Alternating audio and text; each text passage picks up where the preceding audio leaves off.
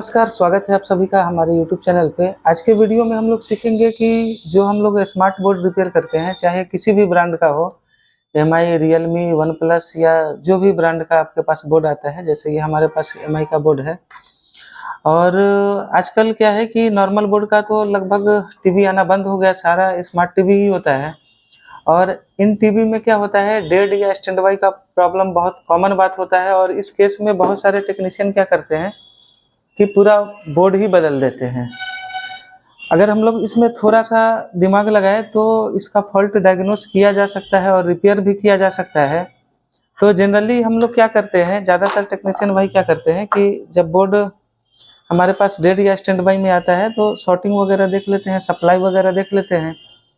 तो यहाँ तक अगर दिक्कत हुआ तो वो रिपेयर कर लेते हैं। अगर इसके आगे कोई दिक्कत हुआ तो फिर रिपेयरिंग में उनको ज़्यादा कुछ समझ में नहीं आता है, कुछ इधर-उधर सर्विसिंग या हिट वगैरह करके देखे, अगर वैसा करने से हो गया तो ठीक है, नहीं हुआ तो फिर वो बोर्ड चेंज कर देते हैं। तो अब आपको क्या करना है दोस्तों, इस काम को करने के लिए सबसे पहले आपके पास एक छोटा-सा RT809F प्रोग्रामर होना चाहिए।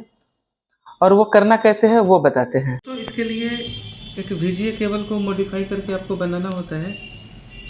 यहाँ पे देखिए ये RX का ये मार्किंग किया हुआ है। बोर्ड में आपको देखना है कि जो RX का मार्किंग है वो जाएगा बोर्ड के TX में। तो ये टेस्ट पॉइंट आपको दिख जाएगा बोर्ड में, आप ढूंढेंगे अच्छे से तो इसको UART का टेस्ट पॉइंट बोलते हैं, UART टेस्ट पॉइंट है ना। तो ये RX को जोड़ देना है TX में, और ये जो केबल का जो TX है इसको जोड़ देना है RX में, ठीक है। और ये जो ग्राउंड का वायर है इसको जोड़ देना है PCB के ग्राउंड में,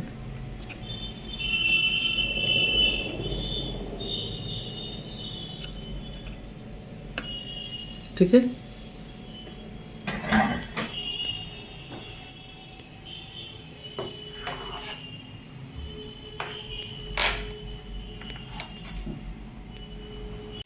तो दोस्तों सिंपली आप RT809F का एप्लीकेशन ओपन करेंगे। ये प्रोग्रामर है, इसको खोल के रखा है हमने कुछ कारण से, सॉरी प्रोग्रामर।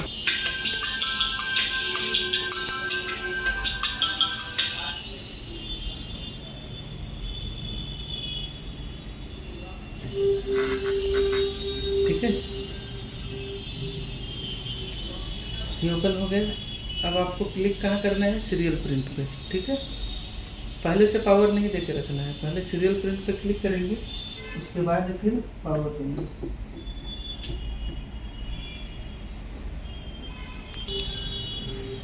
देखिए सीरियल प्रिंट पे क्लिक किया हुआ है। और अब क्या करना है, बोर्ड में आपको पावर देना है।